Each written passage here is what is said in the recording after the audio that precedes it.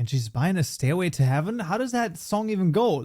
Let's add custom stairs to Minecraft, okay? If you want to go deeper, the 26.x modding courses are linked down below. 30 plus hours covering complex block entities with fluid and energy handling, custom mobs, custom networking, and even custom biomes and dimensions. Everything you need for 26.x, all in one place, linked down below in the description. Alright, we're first back until once more, and in this tutorial we're adding custom stairs and also slabs to Minecraft. Listen, the first thing I had in mind was the highway to hell, but that doesn't make any sense for stairs. And then I was like, there's a stairway to heaven song, right? But I literally don't know how it goes. So I was like, you know what? Let's just not even go there. So let's just add our custom stairs over here. Luckily, many things have changed in previous versions, not as in like the last one, but just in general.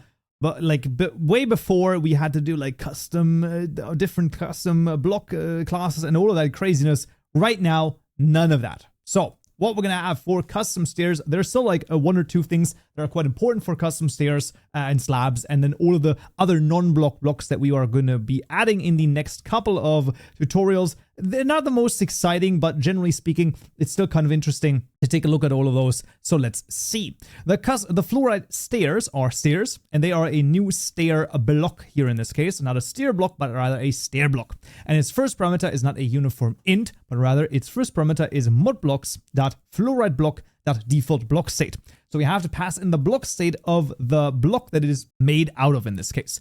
I do think that we're probably going to have a, I don't know, like a 2 or a 3 on destroy time here, and that should be fine. We can duplicate this to make the slab as well. This is going to be the fluorite slab and fluorite slab. And this is a slab block here in this case with just the properties as its single parameter that we're passing in. And that's actually the registration for both of those done. So the registration, not an issue. Adding them to the creative mode tab, also not an issue. I think that you should be able to easily do this. You should be able to do this in your sleep. I remember one of our math teachers was like, if I wake you up at 3 a.m. in the morning, you should be able to do a curve discussion on like freaking, you know, whatever, the functions and stuff like that. And I was like, okay, let's do that. And I did that. I was able to do that. She visited every one of us. I'm kidding. Let's add the loot table, which is the one thing that is quite important. Because yes, while the stairs just drop themselves, aha, think about a slab. You put a slab at the bottom, you mine it, absolutely no worries, it drops 1. You put it at the top, you mine it, it drops 1. But what happens if you put in one slab and then you connect it with another slab to make one block? Boom, it has to drop 2. So we want to add modblocks.fluorite slab, and then we can call this : this would be the slab item table, and that's going to automatically work on its own. No other thing that we need to add over here. Pretty freaking neat. Then a couple of things that are advised but not necessary. That is adding the value, the tag over here. So this would be block tags dot. This would be the stairs, and this is going to add modblocks dot fluorite stairs. Yeah, absolutely. And then we can duplicate this for the slabs as well. Now in this case, it's not a wooden slab; it's a normal slab. And then slab right here. And now I do believe that we called the requires correct tool for drops method, if I recall correctly. Yeah, we did those two, so we also want to add them to the mineable with pickaxe tag. These two tags, I believe they don't do anything, but just in case, if there's ever a mod that does something with them, you know, just in case, let's have it there. What about the model is the next question, though, that I hear you ask. It's like, what about the model? Well, oh boy, isn't this going to be absolutely ridiculous? Yes, it is. What we're going to do is we're no longer going to make a trivial cube of the fluorite block. Frick that one. No. What we want to do is we want to use the block model generators, and we're going to use the family to make a block family of modblocks dot. This would be the fluorite block over here, absolutely. And then this is the coolest thing. We can simply call, let's say, the stairs method. And then we say modblocks.fluorite stairs. And then we call the, let's say, the slab method with modblocks.fluorite slab. And just like that, not only are we going to generate the normal trivial cube for the fluorite block, based upon the block, we're going to generate the stairs and the slab model files and block state files and all of that. And the reason why we can do it is because the stairs and the slabs, as well as a couple of other non-block blocks that we'll add in the next coming tutorials, all of those are based on the fluorite block texture. So it's not even that we have a custom textures for them. Well, I have custom textures for the door and the trapdoor, but not for the stairs, the slabs, and all of the other ones. They're all just based on the fluorite block texture, making this really freaking straightforward. But of course, you need to know it once on how this works. Then we continue with the recipes, because of course, if we can't miss the recipes, what are we talking about? Now, you could, of course, use the different shape recipes and things like that, but why make your life more difficult if you can use the stair builder, for example?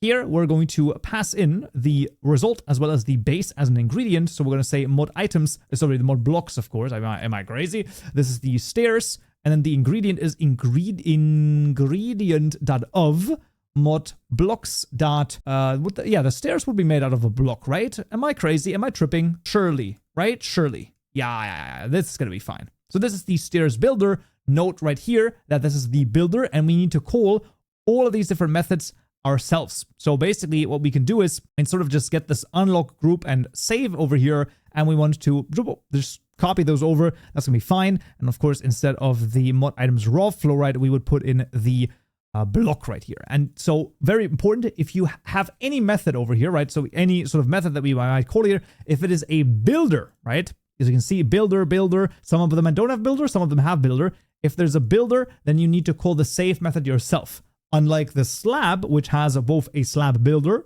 where we would have to call the save method, or a slab where we can just do easy stuff where we pass in the building blocks right here.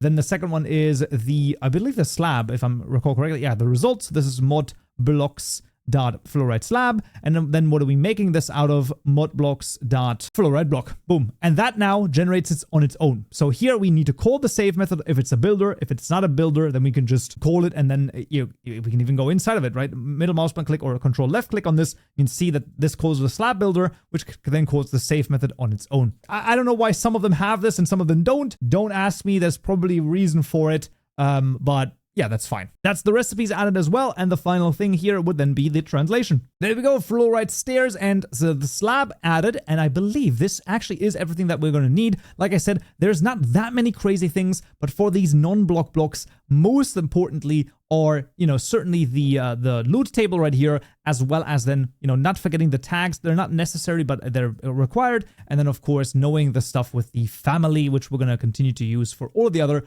non-block blocks. Let's run the data gen over here, and once that is through, and we'll jump into the game and see if it works. Actually, before we jump in, I want to show you the absolute insanity of the stairs, block state JSON file. So that's 209 lines for one freaking stair, right? This is insanity, but yeah, it has like 3 different block state properties, so it gets very complicated very fast. But there we go. Now, let's see. Alright, fans, are back in Minecraft, and as you can see, the fluorite stairs and slabs have been successfully added to the game, and look at them. Yeah, they look exactly like the freaking block, right? I mean, that's the whole point, right? They look exactly like the fluorite block, just sort of, I mean, here's just a chunk taken out of it, I guess. That's the idea of the stairs, while for the slabs, of course, you have half of the block, and you can either set down the top or the bottom half. And that works, I mean, kind of exactly like you would expect it to. And that is absolutely freaking fantastic. If I now, finally get to set down the final one, there we go. And now we have some stairs as well. Awesome. There we go. That's stairs and slabs added to Minecraft. Nice. As always, all of the code is available to you down below. And remember, you can get early access if you join the YouTube memberships on the Stone Brick Supporter tier. For example, you can immediately continue with this tutorial right here, where we are going to add custom buttons and pressure plates. Until then, so yeah.